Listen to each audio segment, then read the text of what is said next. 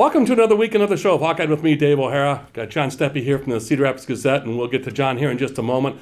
Big show lined up for you this week. Next week will be the return of Craig and Stacy Schrader. They were at Dick Vitale's Coaches versus Cancer event and took our friends Brad and Darcy Schaefer with Tater Tuff. Of course, you know Craig and Stacy with the Fight with Flash Foundation. So we'll get back to this week's show and get to it all right here, right now. So John, good to see you again. Good to see you too. Thank you. Thanks for joining us as always. As I mentioned, folks, you'll see John's information throughout all three of these segments. John's joining us for the whole show. You'll see his information along with mine at the bottom of the screen. So John, as we record this today, Tuesday afternoon, May 9th. A little bit going on there at the University of Iowa campus, and I don't mean to make light of it. But boy, we don't know much. I mean, we know the basic facts, but folks, in case you know, again, we recorded this on Tuesday, Monday night, a late Monday afternoon, yesterday, a lot came out on Iowa State and Iowa. Some athletes, potentially, I don't want to say too much because nothing's really known, right? There's some possible illegal gaming, gambling, betting, and I want you to talk a little bit about what you know. Give us the official statement or the tidbits. I'm spending a lot of time building this up because I want you to take over and take it from here. Please. So the thing when we're talking about what we do know about this gambling situation is what we don't know really outnumbers what we do know. Well stated. But some of the things we do know, so both Iowa and Iowa State have athletes under investigation for online sports wagering. Of course, under investigation does not necessarily mean guilty. It does not necessarily mean not guilty. It realistically probably means wait and see for quite a while. So first have that kind of disclaimer there that, okay, under investigation does not mean this is over by any means. But 26 current Iowa athletes, 15 current Iowa State athletes who are under investigation. For Iowa, those athletes come from football, baseball, men's basketball, men's track and field, and wrestling. So I've said those 5 enough times the last 24 hours that rolls right off the tongue. Yeah, we do know some coaches have not. The coaches have not been mentioned or implicated. They said, no former or current coaches have been implicated or investigated. But there are names floating around, and people have thoughts and opinions. And folks, you know this show. We don't do that here. I don't do that on my radio shows. I don't do it on my TV. So I'm not going to prognosticate with names and scenarios, and I wouldn't expect you to. That's not fair to them. Like you said, under investigation does not mean guilty. Exactly. So a lot of things that we'll probably find out, a lot of questions that I have for the university, for the state, a lot of things that are still up in the air right now. Yeah. If there are NCAA violations found, historically the penalties for gambling have not been light. Right. So that is something to keep in mind, that this is something that the NCAA takes very seriously. And can I jump in there too by saying, and you know this to be true too, this is going to be precedent setting because they're going to want to set an example for not that it's not serious, but big time now for multiple reasons, because all the naysayers against NIL and all the gaming and a lot of the NIL involves, I won't say companies, names, but you know who they are. And that was their concern was, this is going to for sure lead a path of gambling. And we're going to have to watch this. So I'm not, again, like you're saying, I'm not saying it did or has, and I'm not going to mention any names or companies, but you nailed it. There is a lot to unpack, and this is going to go on for a long time before, because this could be reputation ruining, career ruining. There's a lot at stake here, so they can't go in just half-heartedly. And the other thing, too, is as we record this on Tuesday, May 9th, we're talking about Iowa, we're talking about Iowa State. We know that Northern Iowa has said that they don't have any players under investigation right now. But even potentially by the time of Friday, potentially in a few weeks. Yeah, by the time this airs, even. We could hear about other schools in this situation because the circumstances that led to this scenario at Iowa and at Iowa State are the same ones that exist all across the country, across the Power 5. So this might not necessarily be an exclusively Iowa thing, and because of that, there are going to be a lot of national people who are going to be watching what happens here, because it could be, as you said, with the precedent, it could really foretell what could happen in a lot of other cases. Well, I'm going to double down on what you said, be doubling down on what I said. Tuesday, May 9th, Tuesday afternoon. So as we record this, these are all the things we know so far. And I think you're right. Some of the national pundits have already talked about it today. There could be other shoes to drop. I don't want to go there yet. Yeah. But like you said, I think this could be, I'm not saying it's at epidemic proportion, but I think there's going to be a lot of lightness shed on some of the darkness and the questions we have. So we'll find out, like you said. Yeah. So let's go to something just a little bit more positive. How about that? Let's talk about your experience in Dallas. You were there for the Final Four for the Iowa Hawkeye women. Again, we've covered this on this show for weeks. We've rerun shows with Caitlin Clark, Coach Bluter, Monica Sonano. We've had other reporters on talking about that, but you were there. What an experience, LSU and Mulkey, and all the rich did was get richer with their NILs or their transfer portal. LSU coming out next year, my goodness. But let's talk about what happened this year and what a run for the Iowa Hawkeye women and Bluter's Bunch. Yeah, it really was a historic season, where first Final Four run in 30 years. Yep. And in 1993, I would expect that if you would have time traveled and gone back, they probably wouldn't think that it was going to be 30 years until it happened again. So something to really cherish, because you don't know necessarily when it could happen again. It could happen next year. You do still have Caitlin Clark, but you never know. So really a special experience. The other thing, too, that looking at it a little bit more with hindsight is really tremendous for growing the game of women's basketball. Record-breaking TV ratings round after round, where you have, the games are over now, but the impact that Iowa's season has had on women's basketball is really continuing and maybe has just begun. But that's the neatest thing, John, is the platform and the elevation of the women's game.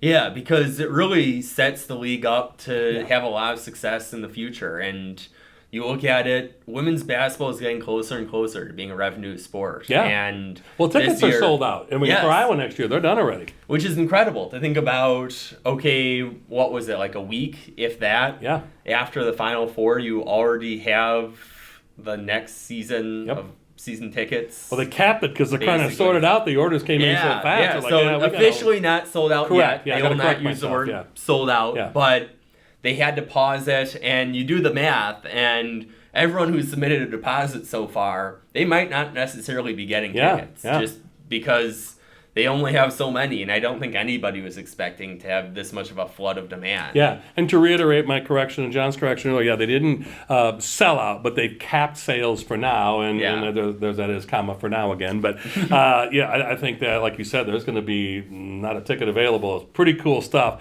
So let's you and I do this. I'd like you to then also tell me your takeaway from the celebration.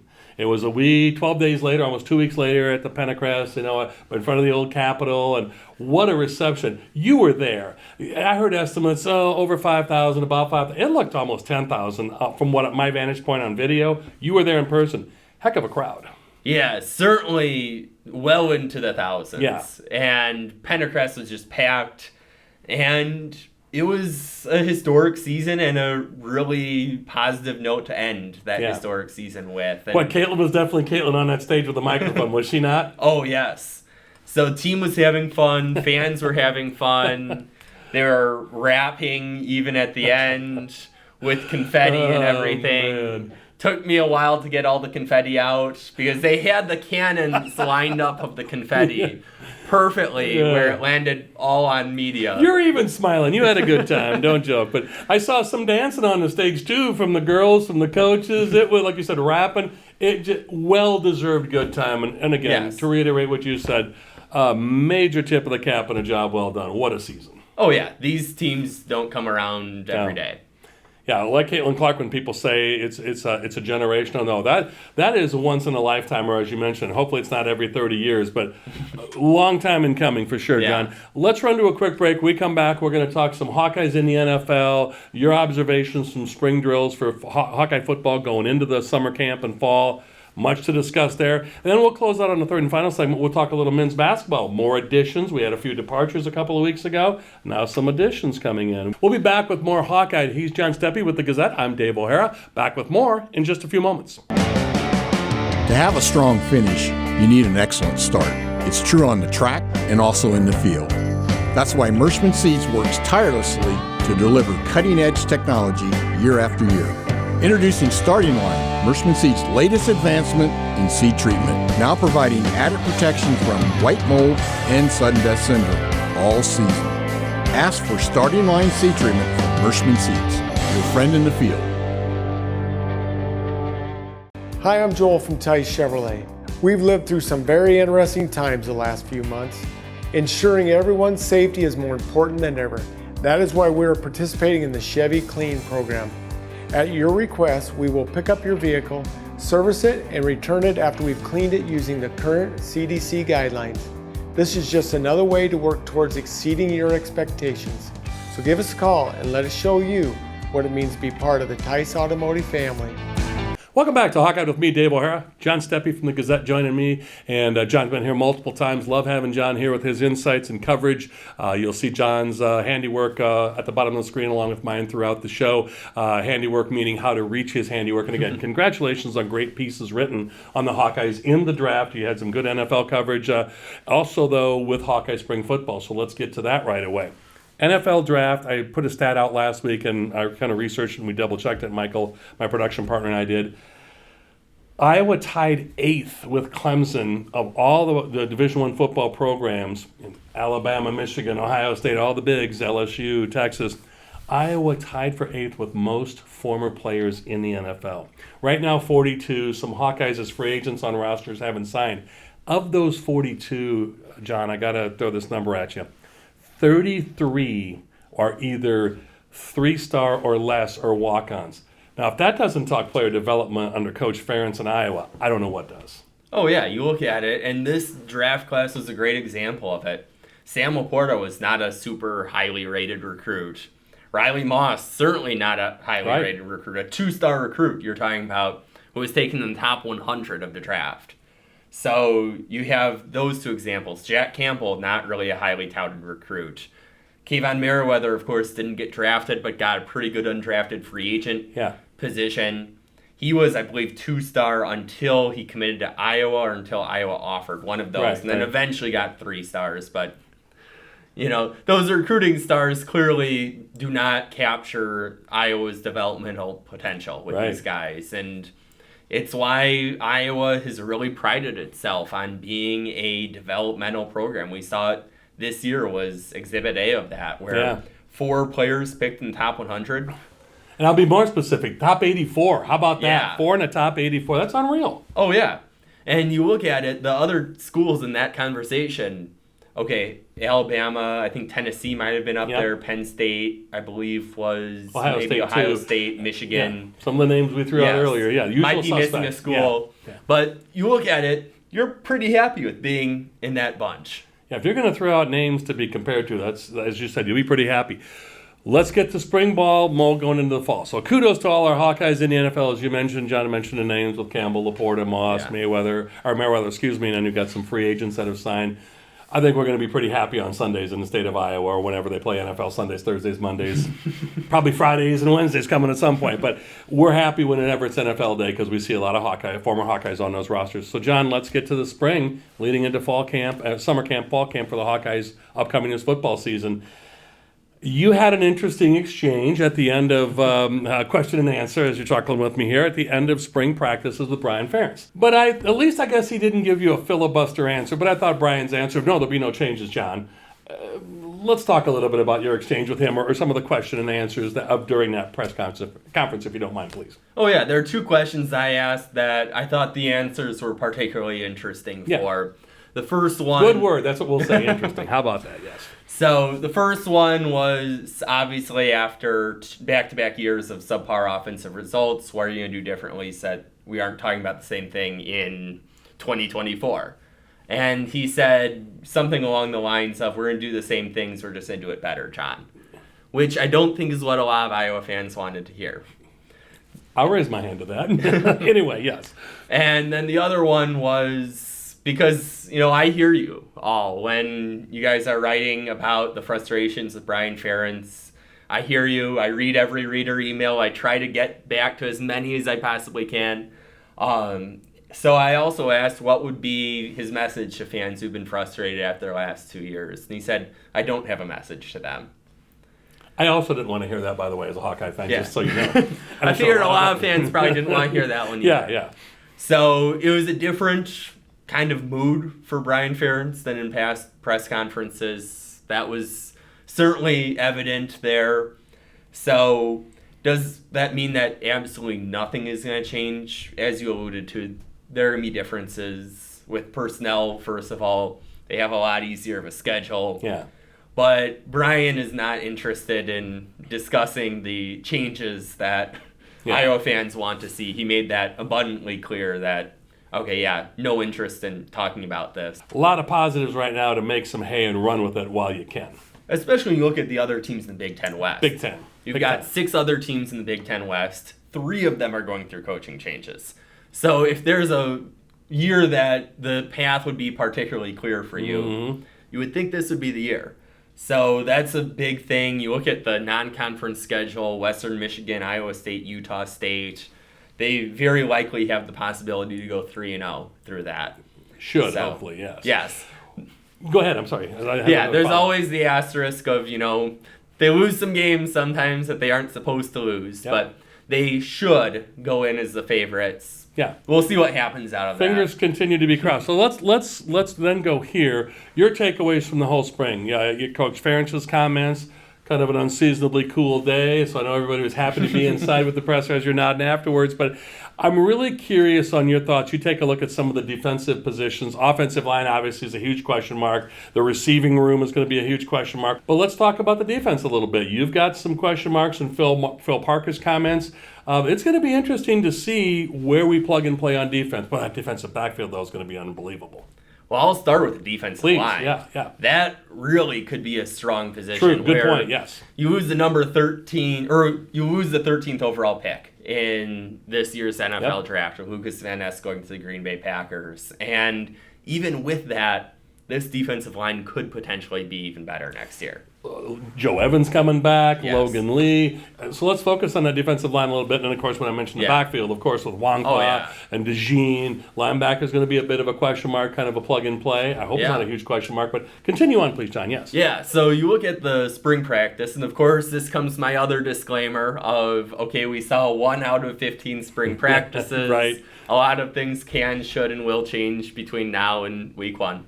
But with that said, you had 3 starting defensive linemen with Noah Shannon, Logan Lee, and Joe Evans who were not available during the 11-on-11 portion. Joe Evans did do some drills, but they've been hurt this spring. So the defensive line, you would have thought, would be thin, but they really looked solid in that spring practice. And you saw guys like Aaron Graves who've really made strides. And you look at that will be a position of strength, I expect, again this year. And that has an impact not just with week 1, not just with week 2, but when you get to week 12 and you're able to rotate 8, 9, 10 guys potentially on that defensive line, all of a sudden that helps a lot in terms of you still have a little more tread on those tires late in the season. So that's certainly a position of strength. Then you were mentioning linebacker. A little less certainty there because you lose Jack Campbell. You can't just replace Jack Campbell with the snap of your fingers. Well, Campbell and Seth Benson together. Yeah, you got to my next point right there. Yeah. Seth Benson didn't necessarily get a ton of attention just because of all of what Jack Campbell is doing. Yeah. Where when you have one of the best Iowa linebackers, if not the best Iowa linebacker in program history next to you, Seth Benson, what he did gets maybe a little overshadowed. Yeah. But that's a significant loss. Justin Jacobs obviously didn't play this year, but losing him to the transfer portal, that's significant too. So linebacker will be an interesting position, but they have some strong candidates. Nick Jackson, I was saying you can't just replace Jack Campbell, but if you do have to replace Jack Campbell, having a transfer coming in with as much experience as Nick Jackson, who was a captain at Virginia this past year, that's about as good as you can get. So you have a lot of potential at linebacker. You don't know exactly how it'll play out, but certainly a lot of potential at that position. And you were mentioning defensive backs. The first team outstanding when you look at DeJean, when you're talking about Jamari Harris, who has the challenge of coming back after being out for a year with injuries, but talented player. You've got Quinn Schulte, Cedar Rapids' finest. after a really good first year as a starter. Yeah. You got Xavier Wampa, the one that everyone gets excited about. Yeah. You have Sebastian Castro, who took quite the stride between end of regular season and Nashville. You have a lot of reason for optimism with that first team. The big question mark is that second team. Yeah, yep. Where you look at what happened with Nebraska when Cooper DeJean went out, and that wasn't a pretty sight. Yeah. And a lot of those guys now have another year of development. How those second team defensive backs, particularly at cornerback, how those guys develop could really be a big difference maker because injuries happen. But let's you and I then take a pause here. When we come back, we'll close out the show talking some Hawkeye men's basketball, some interesting developments upcoming, and always fun stuff, is it not? Yes, it is. There we go. So he's John Steppe. I'm Dave O'Hara. John, of course, with the Gazette. We're here at Hawkeyed. We'll be back with more to close out the show in just a few moments. Hi, I'm Joel from Tice Automotive Family. I want to let you know our family's getting big, really big. We're now offering Chevrolet's medium-duty truck lineup. Whether it's a 4500 with the custom flatbed or a 6500 with the dump body, Chevrolet has the truck we can upfit to meet your needs. So stop in and let us show you what it means to be part of the larger Tice Automotive family. Who do you trust to produce the best yield? A seat company that's chasing technology or a seat company that's writing a book on it? Merschman Seeds is a leader in technology. We're independent and family owned. Our sister company, MS Technologies, provides access to world-class traits and genetics. And our starting line seed treatment is second to none. Who can you trust with your yields? Merschman Seeds, your friend in the field. Welcome back to Hawkeye with me, Dave O'Hara. John Steppe, our buddy from the Gazette, is here. Again, throughout the program, you've seen all of John's contact information along with mine at the bottom of the screen. So, John, men's basketball, Hawkeyes lost a couple, and Aaron Eulis transfer portal last week with Josh Agundale. But now Evan Bruns, who we knew, an Iowa City West kid, was a teammate of Patrick McCaffrey's in high school. We knew he was coming in, but initially he was just going to be a non-scholarship player, and he was going to be on the team. Now there's availability, and he announced he's going to be joining again. We record this on Tuesday afternoon, May 9th. Evan Bruns is going to be here as a scholarship player, with Cricky being the leading scorer of the Missouri Valley last year. But without Philip Rebracha, it looks as though Cricky can be the scorer, and maybe Bruns can come in and play the physical role of rebounder and defense that Philip Rebracha did. So some big holes, but some pretty talented young guys coming in. Yeah, the portal giveth and the portal taketh away. Well stated. You are a writer, aren't you? So this is kind of the new reality of college basketball that we're seeing where, okay, you're going to lose some players, you're going to gain some players, and that's exactly what we're seeing right now. Obviously, Iowa clearly was wanting to get some height, and they've gotten said height there. So it'll be an interesting year to see how that plays out, but Iowa's done a good enough job on development that, that helps when you have these new players coming in, and you look at the track record with the Murrays, with Garza, all that. They've got a solid developmental track record, and we'll see it at play with a couple new faces. We've got to give Fran McCaffrey some props on player development. When we talk about Kirk Ferentz and the football program, last 3 years, they were not getting highly rated or touted preseason, and all Fran went out and his guys did is win a Big Ten tournament title, set a school record for number of wins, guys in the NBA or at least in the G League and going overseas and playing well. It's been fascinating to watch the development Fran has had himself as a coach, but also the player development, John. Oh, yeah, absolutely. You look at it, Chris Murray was not a five-star recruit. Not even kind of. So you look at it, you see those examples of guys that really weren't coming in with super high regard.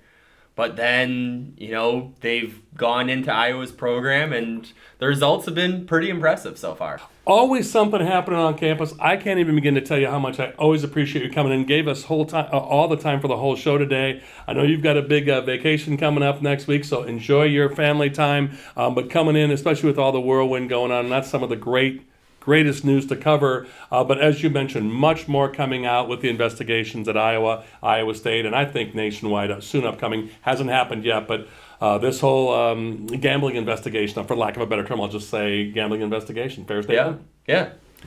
Well, I hope it comes out well, or as well as it can. I know we're going to have some issues, but you'll be back to join us when you get back from vacation. Would love to talk some more. Getting ready for fall camp upcoming for summer football into fall camp and fun stuff. John, thanks as always for joining us. Yes, thanks for having me. You're very welcome. Here's John Steppe with the Cedar Rapids Gazette. You see all of John's information as you have throughout the program at the bottom of the screen, along with mine. So for John Steppe, my production partner Michael Merrick, I'm Dave O'Hara with Hawkeyed. That's all from us. Thanks to all of you. And as always, thanks for staying tuned at the end of the program for these rolling credits to give our advertisers and sponsors the attention and credit they so richly deserve. And as always, to our aforementioned guests and to you, the viewers. That's all from us at Hawkeyed. Thanks to all of you.